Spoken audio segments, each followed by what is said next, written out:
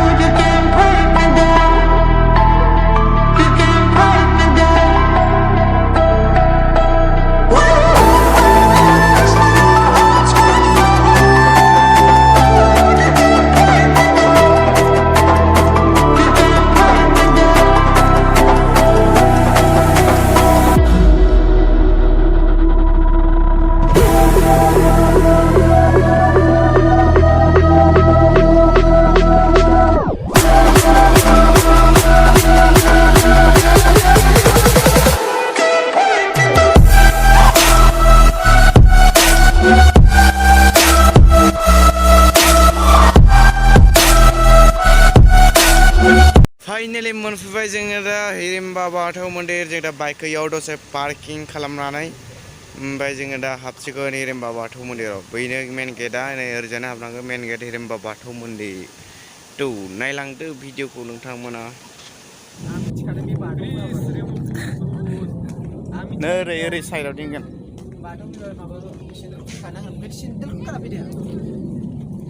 जुथा खनसे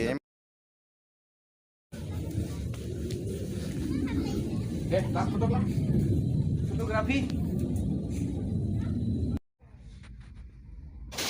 गाइस हिरिम्बा बाथौ मन्दिराव बेनो ओरैजानो मेन गेटआ गेट नङा माने मन्दिराव हाबलांनाय गेटआ बेनो आरो बिथिं हाबलांबानो सिङाव मोनहैयो आरो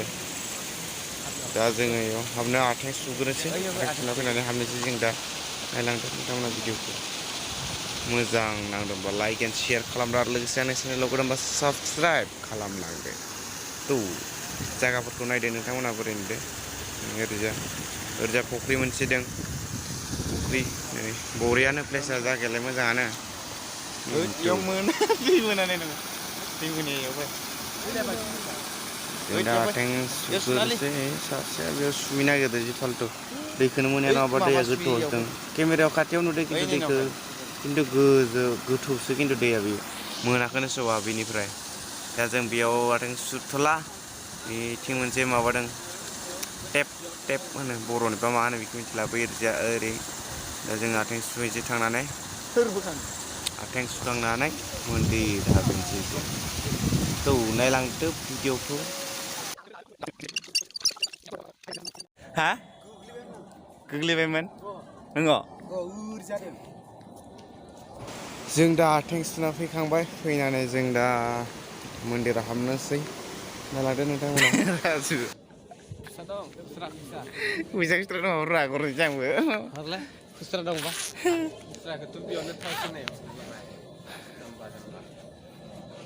बेसेबां नांगौ खुलुमगोन होनबा बिबार लानोलै बिबारा दा जों सिङाव हाबनोसै ओरैजा सिङाव मा दङ मा गैया नायनो र' हाबफेराखैमोन खिन्थु दिनैसो फार्स्ट टाइम हाबनो नागिरदों वा माथो दै बायदि गोजालै सिङाव बा थान्दा थार माथो एसि रुम नामाब्रा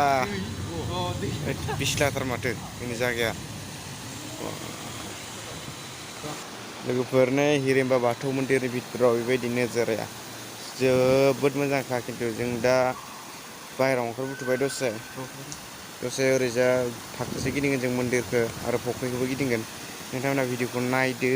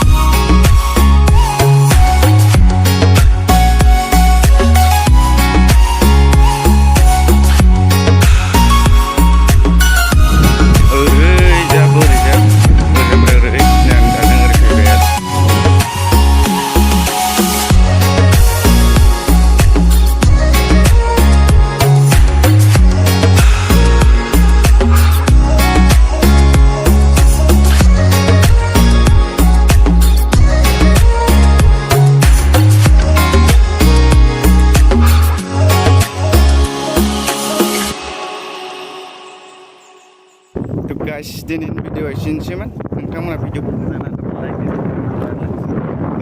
साबस्क्राइब खालामलांदो ना मा होनो गोजोन्थों।